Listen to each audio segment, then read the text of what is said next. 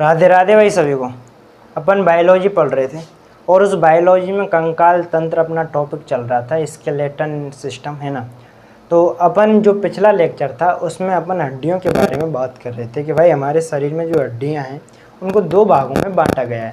एक वो हड्डियां जो हमारे शरीर को चलने फिरने में मदद करती हैं, हमारे मूवमेंट में सहायक होती हैं, उनको क्या बोला गया, एपेंडिकुलर बोला गया। और मैं उनके नाम आपको बता चुका हूँ, हाथ की हड्डियाँ और पैर की हड्डियाँ। उसके अलावा 6 हड्डियाँ और थी, टोटल 126 हड्डियों के नाम बता चुका हूँ, है ना। जैसे हम हाथ की बात करें तो ह्यूमरस, अल्ना,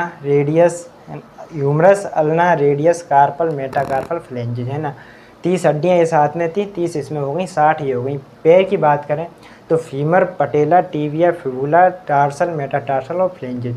एक पैर में 30 हड्डियाँ होती हैं, यानी कि दोनों में कितनी हो गई, 60। 60 और 60 कितनी हो गई, 120। बची 6 दो कमर पे हड्डियाँ होती हैं जिनको हम पेल्विक बोलते हैं, जो दो हमारे गर्दन को कंट्रोल करते हैं जिन्हें कैल्विक बोलते हैं, और दो हमारे हाथों को दो कंधे की हड्डियाँ होती हैं जिनको हम क्या बोलते हैं, स्केपुला बोलते हैं। ठीक है, दो दो के सेट होते हैं, इसीलिए इनको क्या बोलते हैं। ये हो गई 6 और ये कितनी हो गई, 126 हड्डियाँ हो गई जो हमें चलने फिरने में मदद करती हैं। इन्हें हम क्या एपेंडिकुलर बोलते हैं। ठीक है, आज जो है उसका आगे का टॉपिक है, यानी कि अब उन हड्डियों के बारे में पढ़ेंगे जो हड्डियां हमारे जो शरीर के नाजुक अंग हैं उनको कवर अप करने का प्रयास करती हैं। और उनकी संख्या कितनी थी, उनकी संख्या थी 80। और उन हड्डियों को क्या बोलते थे, एक्सियल हड्डी बोलते हैं ना, एक्सियल बोन बोलते थे। ठीक है, अब ये 80 हड्डियाँ किस प्रकार से हैं ये चीज़ समझने की है ना। देखो, जब हम 80 हड्डियों की बात करते हैं तो 80 हड्डियों में सबसे पहले ये जो हमारी रीढ़ की हड्डी है ना, ये एक्सियल हड्डी के अंदर आती है ना, एक्सियल बोन के अंदर आती है रीढ़ की हड्डी। ये रीढ़ की हड्डी हमारी गर्दन से लेकर हमारी टेल तक रहती है ना। और इसमें टोटल कितनी हड्डियाँ पाई जाती हैं, 26 हड्डियाँ पाई जाती हैं। किसमें, रीढ़ की हड्डी में। किसमें, रीढ़ की हड्डी में, रीढ़ की हड्डी में। अच्छा, रीढ़ की हड्डी का मैं अब क्या है भाई, हमें खड़ा रहने में मदद करती है रीढ़ की हड्डी, है ना। यदि ये रीढ़ की हड्डी टूट जाएगी तो आदमी लटक जाएगा एक तरीके से। इसके अलावा देखो, अब आपके दिमाग में एक चीज़ आ रही होगी कि यार वो तो ठीक है, अपन ने जब अपेंडिकुलर पढ़ा तो उसमें हाथ पैर की हड्डियाँ पड़ी जो हमें चलने फिरने में सहायक करती हैं। ये किस प्रकार से नाजुक अंग हैं उनकी रक्षा करती है ना, ये चीज़ बहुत ज़्यादा इंपॉर्टेंट है। देखो, जब हम हमारी रीढ़ की हड्डी की बात करते हैं तो रीढ़ की हड्डी के अंदर ना मेरुरज्जु पाया जाता है ना। मेरुरज्जु बेसिकली उसी का दूसरा नाम मिलता है। लेकिन होता क्या है कि जैसे ये हमारा मस्तिष्क है ना, अब इस मस्तिष्क में अलग अलग वायरिंग की हुई है। जैसे कि हमारे शरीर का हर हिस्से में यदि कोई भी एक्टिविटी होती है ना तो तुरंत हमारे माइंड को सूचना मिलती है। तो ये जो पूरी फिटिंग कर रखी है, ये पूरी जो वायरिंग कर रखी है, एक तरीके से समझिए न्यूरॉन जो सेल हैं एक तरीके से, ये कहाँ से होकर जा रही हैं, ये रीढ़ की हड्डी के अंदर से होकर हमारे मस्तिष्क तक पहुँचती हैं। इसीलिए ये जो अपना न्यूरॉन सिस्टम है ना उसको पूरी तरीके से कवर अप करने का प्रयास करती है ना। ये जो पूरी रीढ़ की हड्डी है ना इसके अंदर वायरिंग डाली हुई है एक तरीके से, है ना। ये बात आई आपके समझ में, कितनी हड्डियाँ हैं, टोटल 26 हड्डियाँ रीढ़ की हड्डी में, है ना। इसके अलावा जो और हड्डियाँ हैं, जैसे कि हम बात करें कि ये जो हड्डियाँ हैं हमारी रिब्स की, है ना, क्या बोलते हैं, रिब्स जिन्हें हम पसली बोलते हैं। ये पसलियों की हड्डी कितनी है, अपनी पसलियों की हड्डी है अपनी 24 कैसे हैं, देखो।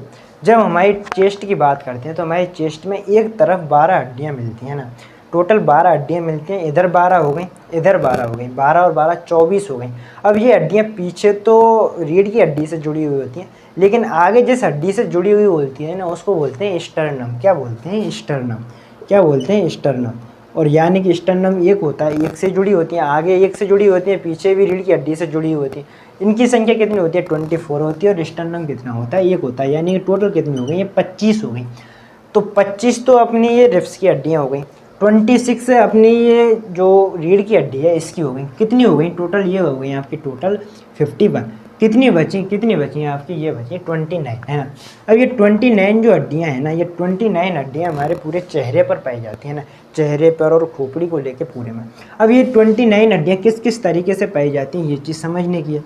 देखो, जब 29 हड्डियों की बात करते हैं अपन तो 22 हड्डियाँ, कितनी, 22 हड्डियाँ हमारे चेहरे पर और हमारी खोपड़ी होती है ना इस पर पाई जाती है ना। हमारा चेहरा और हमारी खोपड़ी, इसमें कितनी हड्डियाँ पाई जाती हैं, 22 हड्डियाँ पाई जाती हैं। इसके अलावा जो हमारी एक हाइड, यहाँ पर एक हड्डी मिलती है यहाँ पर थोड़ी के नीचे, जिसको क्या बोलते हैं, हाइड बोलते हैं। क्या बोलते हैं, हाइड। क्या बोलते हैं, हाइड। इसकी संख्या कितनी होती है, एक होती है। है ना। और जो 6 हड्डियाँ होती हैं, 6 हड्डियाँ वो हमारे कानों में मिलती हैं।